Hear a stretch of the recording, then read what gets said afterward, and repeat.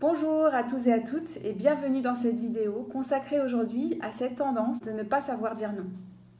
Qu'est-ce que ça vous est déjà arrivé de vous sentir obligé de dire oui alors qu'intérieurement vous pensiez non, vous n'avez pas du tout envie.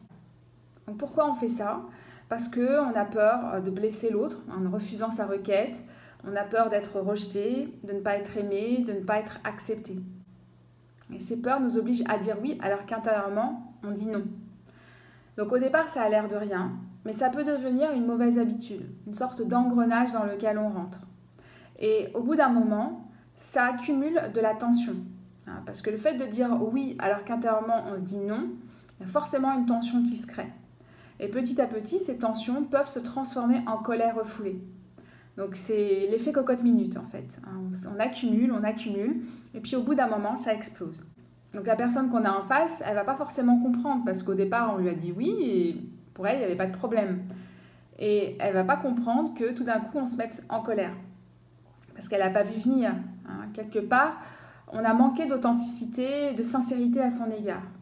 Donc c'est important pour éviter la disharmonie dans nos relations d'observer cette tendance qu'on a à dire oui alors qu'intérieurement on n'a pas envie. Et d'autre part, ça a un impact très mauvais pour notre santé. En effet, toutes ces tensions qu'on accumule, cette colère souterraine, qu'on appelle colère refoulée, est à l'origine de beaucoup de maux de santé, tels que les maux de dos, les migraines ou d'autres problèmes. Donc c'est très mauvais pour notre santé et c'est cause de beaucoup de problèmes relationnels.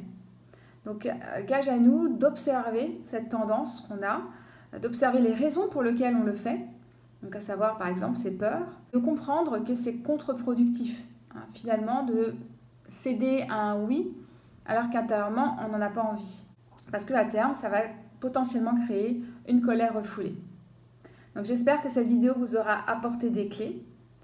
N'hésitez pas à liker si vous avez apprécié cette vidéo et à vous abonner à cette chaîne.